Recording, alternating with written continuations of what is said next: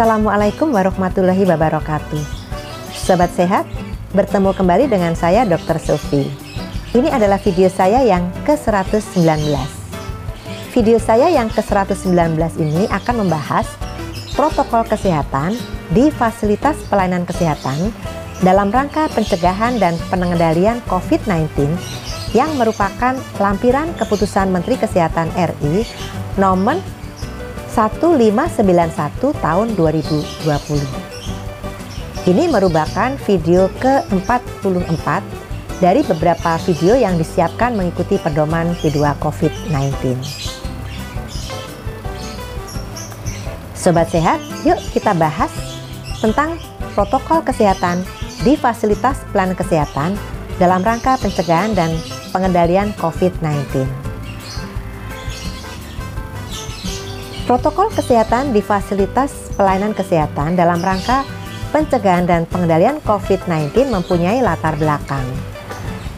Kasus infeksi COVID-19 di Indonesia termasuk kasus tenaga kesehatan dan tenaga kesehatan yang terpapar infeksi corona COVID-19 terus meningkat, sehingga diperlukan adanya kebijakan operasional strategis guna melindungi para tenaga kesehatan, tenaga non-kesehatan, pasien, dan pengunjung pada saat memberikan pelayanan dan atau berada di lingkungan fasilitas pelayanan kesehatan.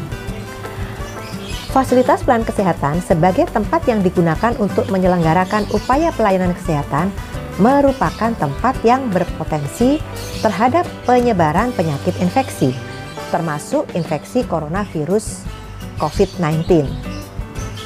Sumber penularan infeksi dapat berasal dari masyarakat atau komunitas, community acquired infection, atau dari fasilitas pelayanan kesehatan, healthcare associated infection atau HAIS. Infeksi terakhir pelayanan kesehatan atau HAIS, healthcare associated infection, merupakan kejadian infeksi yang tidak hanya berasal dari rumah sakit, tetapi juga dapat dari fasilitas pelayanan kesehatan lainnya. Tidak terbatas infeksi kepada pasien, namun juga dapat kepada tenaga kesehatan atau tenaga non-kesehatan dan pengunjung, baik sebagai penunggu maupun pembesuk pasien yang tertular pada saat berada di dalam lingkungan fasilitas pelayanan kesehatan. Menghadapi situasi tersebut, dibutuhkan kesiapan fasilitas pelayanan kesehatan untuk melakukan langkah-langkah dalam pencegahan terhadap penyebaran COVID-19 tersebut. Berikutnya tujuan. Protokol kesehatan di fasilitas pelayanan kesehatan dalam rangka pencegahan dan pengendalian COVID-19 bertujuan sebagai acuan bagi seluruh pimpinan fasilitas pelayanan kesehatan, tenaga kesehatan, dan tenaga non-kesehatan yang memberikan pelayanan di fasilitas pelayanan kesehatan, pasien, dan pengunjung fasilitas pelayanan kesehatan, dan pemangku kepentingan terkait untuk mencegah penularan dan penyebaran COVID-19 di lingkungan fasilitas pelayanan kesehatan. Selanjutnya kita akan bahas protokol kesehatan di fasilitas pelayanan kesehatan. Seperti apa? Pelaksanaan protokol kesehatan di fasilitas pelayanan kesehatan secara prinsip dilakukan sesuai dengan konsep dasar PPI atau pencegahan dan penularan infeksi. Dengan demikian, fasilitas pelayanan kesehatan, tenaga kesehatan, dan tenaga non-kesehatan yang memberikan pelayanan di fasilitas pelayanan kesehatan serta pemangku kepentingan terkait harus memahami konsep dasar pelaksanaan pencegahan pengendalian infeksi atau PPI di fasilitas pelayanan kesehatan sebagaimana diatur dalam Peraturan Menteri Kesehatan Nomor 27 Tahun 2017 tentang Pedoman Pencegahan dan Pengendalian Infeksi di Fasilitas Pelayanan Kesehatan. Lebih lanjut, pelaksanaan protokol kesehatan di fasilitas pelayanan kesehatan dilaksanakan sesuai ketentuan-ketentuan berikut. Yang pertama, Pimpinan fasilitas pelayanan kesehatan harus melakukan beberapa hal yang meliputi menetapkan kebijakan PPI atau pencegahan dan pengendalian infeksi dan secara konsisten melaksanakan program PPI. Kemudian membentuk komite atau tim PPI sesuai dengan kebutuhan dan kemampuan fasilitas pelayanan kesehatan. Pembentukan komite atau tim PPI dikecualikan untuk praktek mandiri tenaga kesehatan. Di sini pelaksanaan PPI di bawah koordinasi Dinas Kesehatan Daerah Kabupaten Kota. Selanjutnya, menyelenggarakan pendidikan dan pelatihan PPI bagi seluruh tenaga yang memberikan pelayanan di fasilitas pelayanan kesehatan sesuai dengan kemampuan. Berikutnya, memiliki tenaga epidemiolog kesehatan atau tenaga kesehatan lain yang memiliki kemampuan untuk melakukan surveillance epidemiologi berbasis fasilitas pelayanan kesehatan. Selanjutnya, memasang media informasi untuk mengikuti ketentuan protokol kesehatan, antara lain memakai masker, mencuci tangan, dan menjaga jarak atau 3M. Mencuci tangan dilakukan dengan menggunakan sabun dan air mengalir atau menggunakan hand sanitizer. Kemudian menetapkan standar prosedur operasional screening dan tata laksana penyakit atau panduan praktek klinik terhadap pasien COVID-19. Lalu melakukan analisis beban kerja terhadap kebutuhan dan kemampuan pelayanan kesehatan dengan jumlah dan kualifikasi sumber daya manusia yang dimiliki oleh rumah sakit. Khusus untuk tenaga medis perlu dilakukan strategi pengaturan tenaga secara tim sesuai dengan standar pelayanan. Berikutnya, mengatur jadwal tenaga kesehatan dan non-kesehatan yang memberikan pelayanan di semua unit pelayanan kesehatan dengan memperhatikan jam kerja maksimal 8 jam dalam satu hari. Khusus bagi tenaga kesehatan yang memberikan pelayanan langsung kepada pasien COVID-19 menggunakan APD sesuai risiko serta mematuhi pergantian jam kerja maksimal 6 jam dalam satu hari, terutama tenaga kesehatan di ruang isolasi dan ruang rawat intensif. Jadwal tenaga kesehatan dan non-kesehatan tersebut juga harus mempertimbangkan daftar tenaga kesehatan dan non-kesehatan yang memiliki riwayat penyakit komorbid. Selanjutnya, melakukan pemeriksaan kesehatan secara berkala, termasuk pemeriksaan laboratorium PCR untuk tenaga kesehatan dan non-kesehatan yang memberikan pelayanan kepada pasien COVID-19, serta memberikan dukungan pelayanan kesehatan jiwa dan psikososial untuk tenaga kesehatan. Bagi rumah sakit yang memberikan pelayanan perawatan pasien COVID-19, memiliki alur khusus pelayanan pasien COVID-19, ruang isolasi, dan ruang intensif sesuai dengan persyaratan tata udara dan ventilasi dalam perawatan COVID-19. Kemudian mempersiapkan lonjakan kebutuhan pasien COVID-19 terhadap pelayanan kesehatan di fasilitas pelayanan kesehatan, antara lain kebutuhan alat pelindung diri atau APD, ruang isolasi, ruang rawat intensif, beserta peralatan kesehatan. Ini untuk rumah sakit. Kemudian melakukan pencatatan dan pelaporan terhadap kegiatan surveillance berbasis fasilitas pelayanan kesehatan atau notifikasi penemuan kasus di fasilitas pelayanan kesehatan. Selanjutnya, melakukan audit internal terkait mutu pelayanan yang diberikan kepada pasien COVID-19 sesuai dengan ketentuan peraturan perundang-undangan. Dan terakhir, mengawasi dan memperingatkan tenaga kesehatan, tenaga non-kesehatan, pasien, dan pengunjung yang tidak mematuhi protokol kesehatan di lingkungan fasilitas pelayanan kesehatan. Selanjutnya, kita akan membahas tenaga kesehatan dan tenaga non-kesehatan yang memberikan pelayanan di fasilitas pelayanan kesehatan. Ini meliputi beberapa hal. Umum, yang pertama memastikan diri bahwa dalam kondisi sehat sebelum berangkat. Jika mengalami gejala klinis COVID-19, tetap di rumah dan periksakan diri ke fasilitas pelayanan kesehatan dan melaporkan kepada pimpinan atau atasan langsung. Yang kedua, saat perjalanan ke atau dari fasilitas pelayanan kesehatan dan selama di lingkungan fasilitas pelayanan kesehatan, selalu menggunakan masker.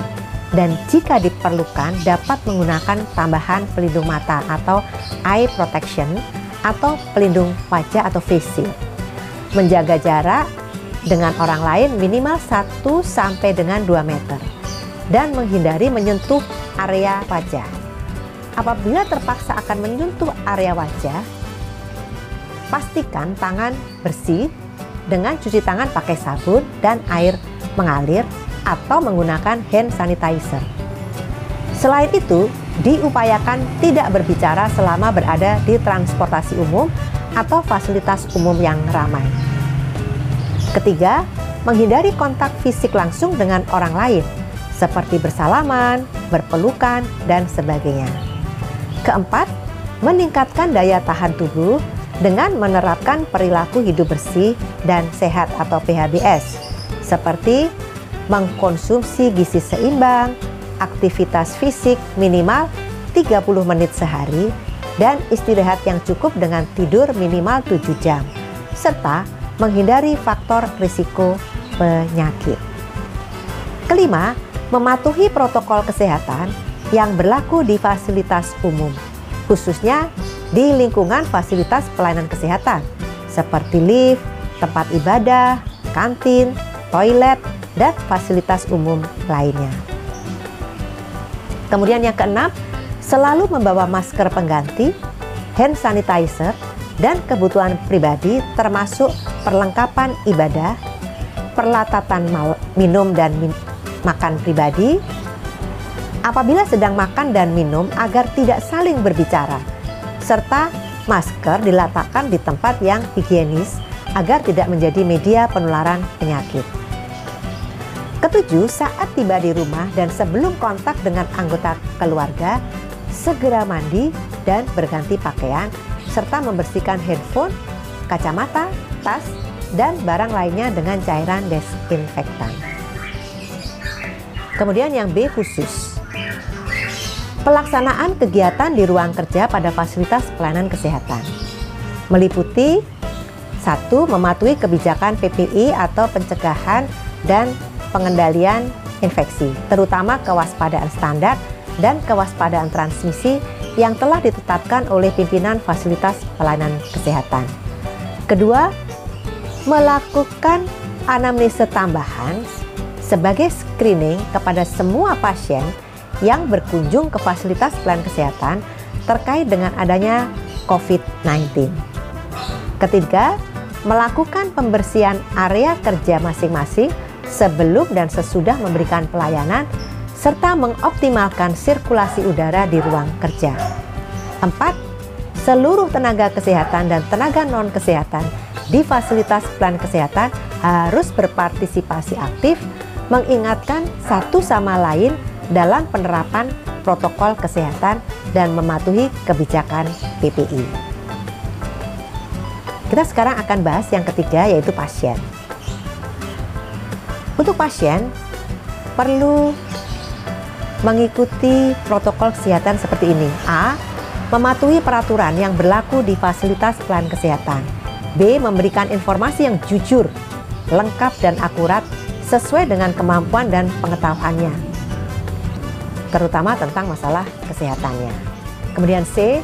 Menghormati hak pasien lain, pengunjung, dan hak tenaga kesehatan, serta hak tenaga non-kesehatan yang bekerja di fasilitas pelayanan kesehatan. D.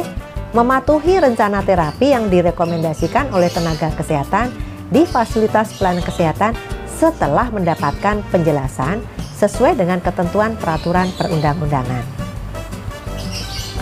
Kemudian, protokol kesehatan yang berikutnya adalah untuk pengunjung fasilitas pelayanan kesehatan.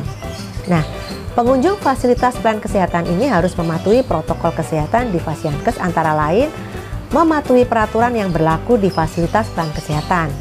Jika sakit, tidak boleh melakukan kunjungan ke fasilitas pelayanan kesehatan, baik sebagai penunggu maupun pembesuk pasien. Jika sakit berlanjut, periksakan diri ke fasilitas pelayanan kesehatan. Selanjutnya, selama di lingkungan fasilitas pelayanan kesehatan, selalu menerapkan protokol kesehatan, antara lain memakai masker, mencuci tangan, dan menjaga jarak atau 3M. Kemudian menghindari kontak fisik langsung dengan orang lain, seperti bersalaman, berpelukan, dan sebagainya. Melaporkan ke petugas di fasilitas pelayanan kesehatan jika mempunyai gejala atau tanda klinis COVID-19. Dan saat tiba di rumah dan sebelum kontak dengan anggota keluarga, segera mandi dan berganti pakaian serta membersihkan handphone, kacamata, tas, dan barang lainnya dengan cairan disinfektan. Berikutnya harus mematuhi protokol kesehatan yang berlaku di fasilitas umum, khususnya di lingkungan fasilitas pelayanan kesehatan, seperti lift, tempat ibadah, kantin, toilet, dan fasilitas umum lainnya. Selalu membawa masker pengganti, hand sanitizer, dan kebutuhan pribadi, termasuk perlengkapan ibadah, peralatan makan dan minum pribadi, apabila sedang makan dan minum agar tidak saling berbicara, serta masker diletakkan di tempat yang higienis agar tidak menjadi media penularan penyakit. Pengunjung tidak boleh menunggu atau membesuk pasien COVID-19. Selanjutnya, kita akan membahas yang penutup. Protokol kesehatan di fasilitas pelayanan kesehatan dalam rangka pencegahan dan pengendalian penularan COVID-19 disusun untuk meningkatkan peran dan kewaspadaan dalam mengantisipasi potensi penularan COVID-19 di fasilitas pelayanan kesehatan. Diharapkan dengan keterlibatan semua pihak, baik pemerintah pusat, pemerintah daerah, fasilitas pelayanan kesehatan, dan pemangku kepentingan terkait lainnya dalam pencegahan dan pengendalian penularan COVID-19 di fasilitas pelayanan kesehatan dapat membantu meminimalkan dampak yang ditimbulkan oleh COVID-19, memberikan perlindungan kesehatan kepada para tenaga kesehatan, tenaga non-kesehatan, pasien dan pengunjung pada saat memberikan pelayanan dan atau berada di lingkungan fasilitas pelayanan kesehatan, dan dapat berkontribusi mencegah penularan dan penyebaran COVID-19. Sobat sehat, demikianlah di video 119 ini kita telah membahas tentang protokol kesehatan di Fasiankes dalam rangka pencegahan dan pengendalian COVID-19 yang merupakan lampiran Kemenkes RI nomor 1591 tahun 2020. Kita akan bertemu dengan video yang membahas tentang media KIE penanggulangan COVID-19. Sampai di sini dulu ya. Semoga selalu sehat. Wassalamualaikum warahmatullahi wabarakatuh.